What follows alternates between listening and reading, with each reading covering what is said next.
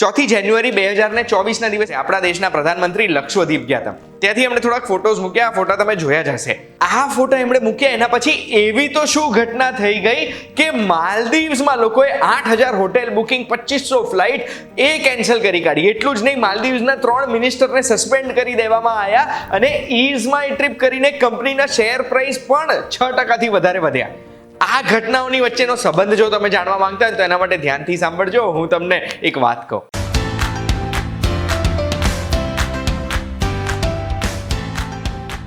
એક વાત કહું, આપનું સ્વાગત છે. મારું નામ છે ગુંજ ઠક્કર.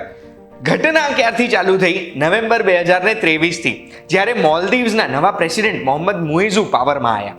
આ નવા પ્રેસિડેન્ટ ફેમસ હતા ઇન્ડિયા આઉટ પોલિસીના લીધે. એટલે બધાને ખબર હતી કે જો આ પ્રેસિડેન્ટ પાવરમાં આવે છે તો એમની પોલિસી પ્રો ચાઇના છે, ચાઇનાને વધારે સપોર્ટ કરે છે અને ચાઇનાને જ ડેવલપમેન્ટ કરવાની જગ્યા આપશે મોલદીવ્સમાં. અને મોલદીવ્સના દરેક પ્રેસિડેન્ટની વર્ષો જૂની જે પરંપરા હતી ને કે એક વખત ઇલેક્ટ થઈ જાય એના પછી મોલદીવ્સના પ્રેસિડેન્ટ સૌથી પહેલી વિઝિટ ન્યૂ દિલ્હી કરતા હતા.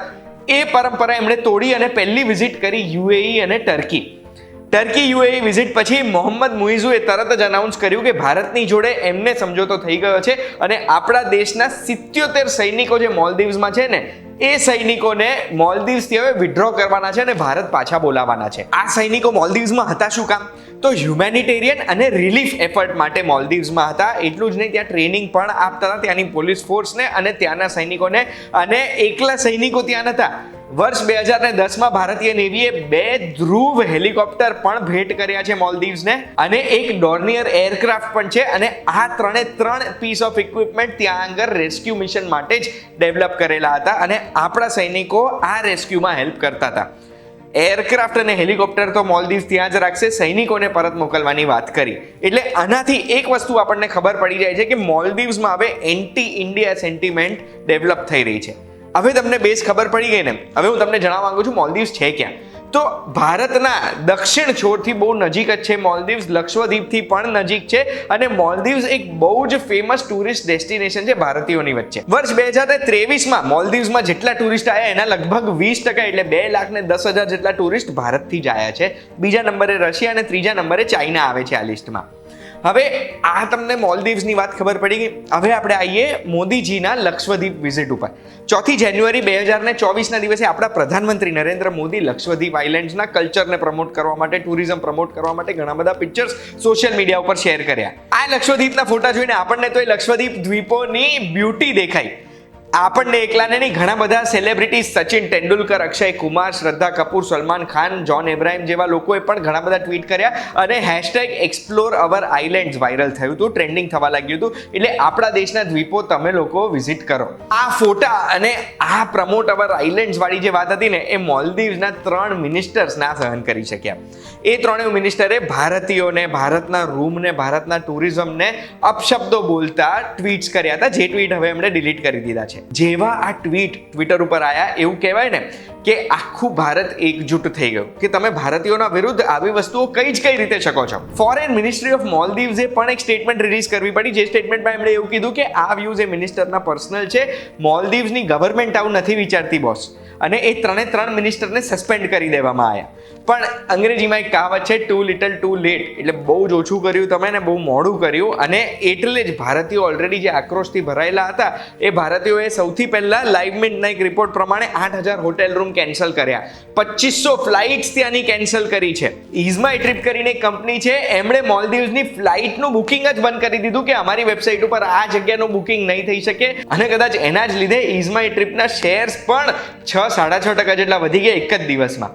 ભારતીય આઇલેન્ડ્સ પ્રમોટ બી થશે. મોલદીવ્સ હવે લોકો જવાનું પ્રિફર પણ નહીં કરે કારણ કે ઓલરેડી ત્યાં એન્ટી ઇન્ડિયા સેન્ટિમેન્ટ ચાલી રહી છે. આ બધાની વચ્ચે મને જે પ્રશ્ન થયો છે ને એ છે કે શું મોલદીવ્સ એક ભારતની જોડે જીઓપોલિટિકલ વોર શરૂ કરી શકે ખરી? તો એનું મેં ગણિત માર્યું. મોલદીવ્સનું ટોટલ જીડીપી કેટલું છે? તો આશરે 541 કરોડ US ડોલરનું.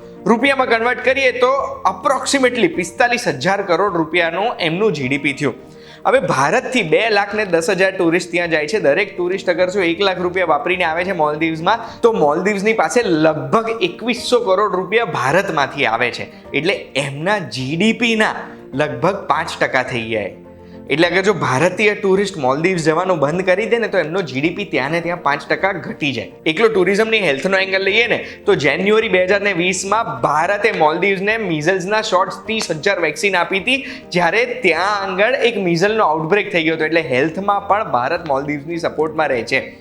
2 હેલિકોપ્ટર, 1 પ્લેન આપણે આપેલું 2010માં રેસ્ક્યુ એફર્ટ માટે, એ વાત તો આપણને સૌને ખબર જ છે.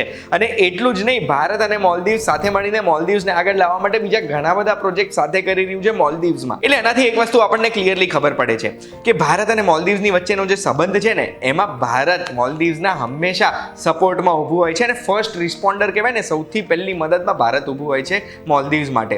હા, ચાઇનાની જોડે મોલદીવ્સ નજીક થાય અને ચાઇનીઝ નેવીને વોરશિપ્સને મોલદીવ્સ પાસે રાખવાની મંજૂરી મળે તો એ ભારત માટે ખોટું થશે.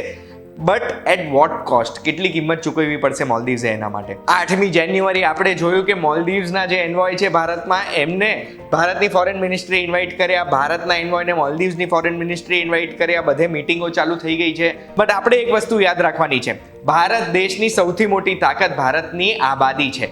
140 કરોડ કન્ઝ્યુમર્સ છે ભારત પાસે, અને કોઈ પણ દેશ પોતાના ઘૂંટણ પર આવી જશે અગર આ 140 કન્ઝ્યુમર્સ ઠાની લેશે કે અમારે આ દેશની કોઈ પણ પ્રોડક્ટ, કોઈ પણ સર્વિસ નથી લેવી. એટલું જ નહીં, ભારતની ફાર્માસ્યુટિકલ ઇન્ડસ્ટ્રી દુનિયાની બિગેસ્ટમાંથી એક છે અને ભારત ઓળખાય છે બીજા દેશોને મદદ કરવા માટે. ત્યારે મોલદીવ્સ જેવો દેશ ભારતના વિરુદ્ધ આવું તો ના જ કરી શકે, એટલું મને ખબર પડે છે. હજુ તો આ શરૂઆત છે. ટૂર ઓપરેટર્સ એવું કહે છે કે આવનારા 20-25 દિવસમાં ખબર પડશે કે આવી ઇવેન્ટના લીધે, આ ઘટનાના લીધે મોલદીવ્સના ટુરિઝમ ઉપર કેવી અસર પડે છે. આ વિડીયોની માહિતીથી તમને આ મોલદીવ્સ લક્ષદ્વીપ વાળી આખી ઘટના જો ખબર પડી ગઈ હોય તો બસ આવી જ માહિતી માટે એક વાત કહું, જોતા રહેજો VTVgujarati.com પર. આપણે ફરી મળીશું. અને જો કમેન્ટમાં તમે કોઈ પણ વસ્તુ જણાવવા માંગતા હોય મને, કે કોઈ બી વસ્તુની ચર્ચા શરૂ કરવા માંગતા હોય તો કરજો. મને આ ટોપિક ઉપર ચર્ચા કરવી ગમશે.